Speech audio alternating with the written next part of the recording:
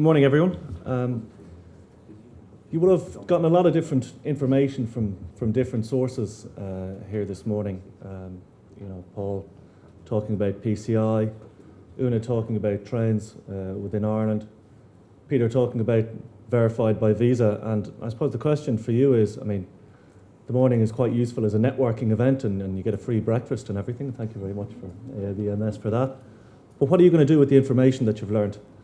And I think you can either react to the information in a kind of a haphazard way, or if you're clear about what you want from your payments and you have developed a payment strategy, well then you can take that information that you've learned this morning and essentially you can filter it through the lens of your payment strategy, and you'll be able to make a lot more sense of it.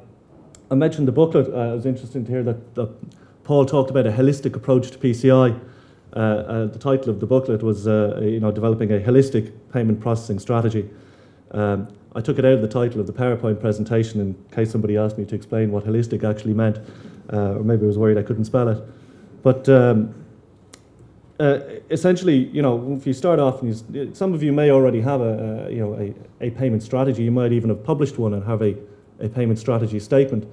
But if you haven't, how do you go about developing it? What are the core components and the building blocks to it?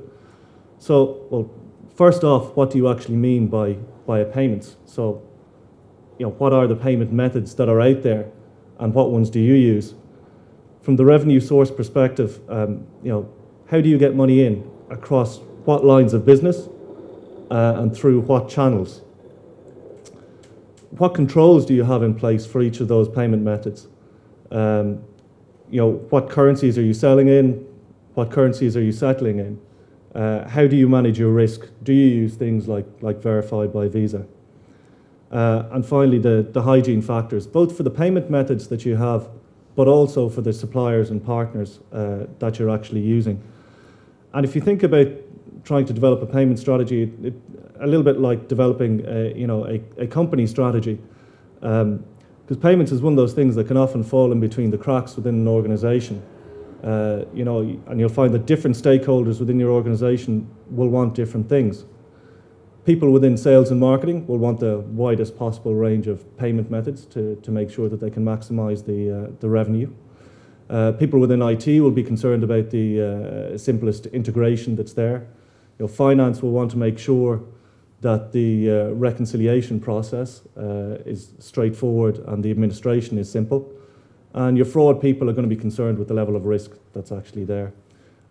So, what might that look like? Well, payment methods I'm not going to dwell on. Obviously, we're interested in the cards aspect this morning, but, do you know what's out there depending on what geography you're selling to and what demographic you're selling to? So, obviously, if you're interested in alternative payment methods, depending on what's popular in a particular region, or from selling to a particular demographic that may not have, access to credit cards, they, may in fact more access to debit cards, or indeed one of the internet wallets.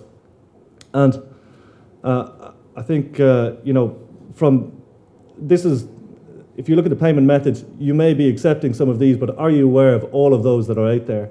And I think, engage with your providers and your partners in order that you get the knowledge for all the different types of payment methods that you have, and you can create a kind of a before and after picture. From the revenue source, I mentioned, if I'm just taking an example here of a mobile operator, what are your lines of business? So I have my top-ups, I have my monthly payments, and I have my handsets that I sell through the store. I take those in through, a number of different channels. My call center, I have my online, I have my IVR, and I'll initiate a monthly billing run as well. So what you can start to do is build up a matrix and populate what payment methods that you actually currently take across your lines of business and across the channels. Once you have this as a base, you can start to then expand out. And if you take a look then, if you take each one of those payment methods per business line, per channel, you can then take a look at the different characteristics that are there for that payment method. And one of the ways that you might actually start to look at it is by a life cycle. So for a recurring bill payment for a MasterCard, for example, well, what's the life cycle of that payment?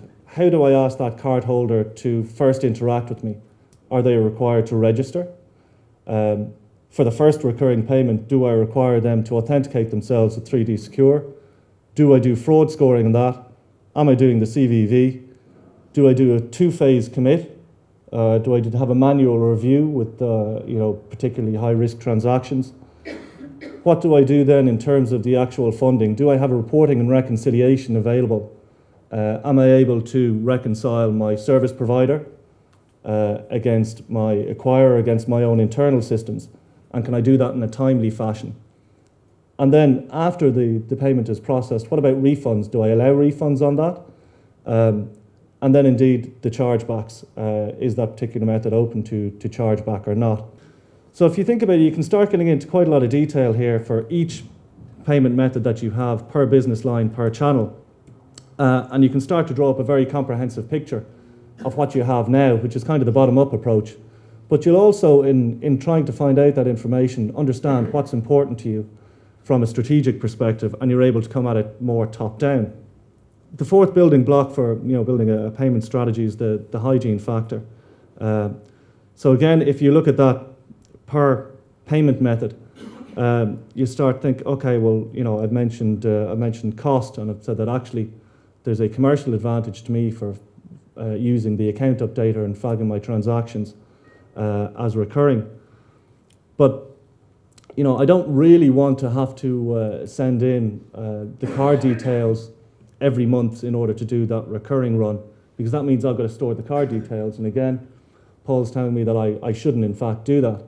And if you speak to your service providers, most of your service providers will have a service available whereby they will give you back a token. It's the tokenization that Paul referred to, whereby you don't have to store the card numbers. Instead, you just store these tokens.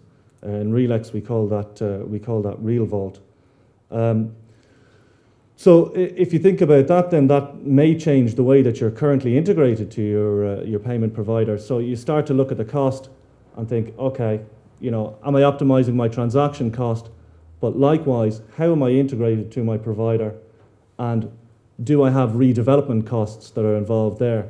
And it may be that you have other projects on the go as well and resource scarcities.